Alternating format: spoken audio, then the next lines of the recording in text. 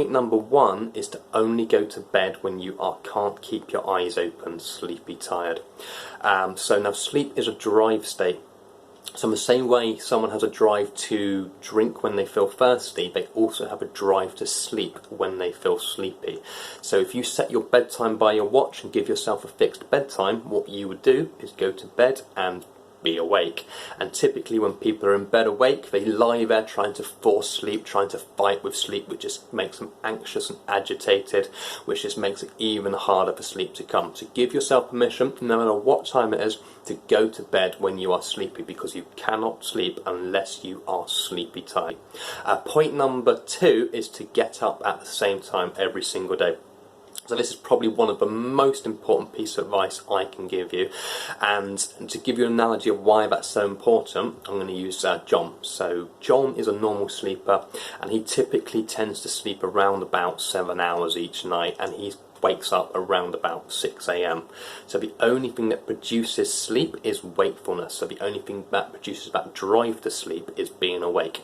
So if he typically wakes up at 6 AM, he's going to need 17 hours of wakefulness to produce that 7 hours of sleep, which means he's going to start feeling sleepy roughly around about 11 PM each night.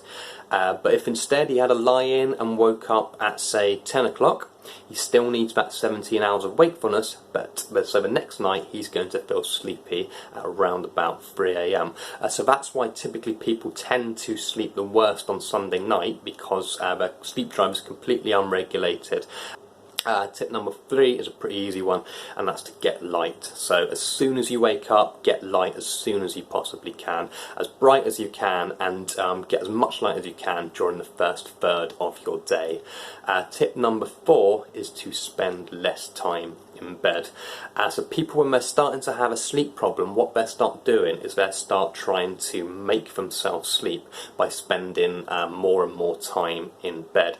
And this is actually incredibly intuitive, because in most things in life, the harder you try at something and the more time you spend at it, the better you are at it and the more chance it is of happening.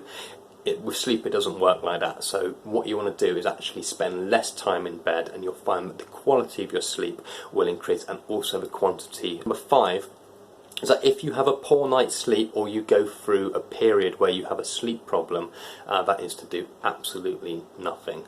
So it's incredibly common for people to have poor nights of sleep. You cannot control them, and it's also incredibly common to go through a short-term sleep problem. Loads of things can cause a short-term sleep problem: anxiety, stress, medication changes, illnesses, ailments.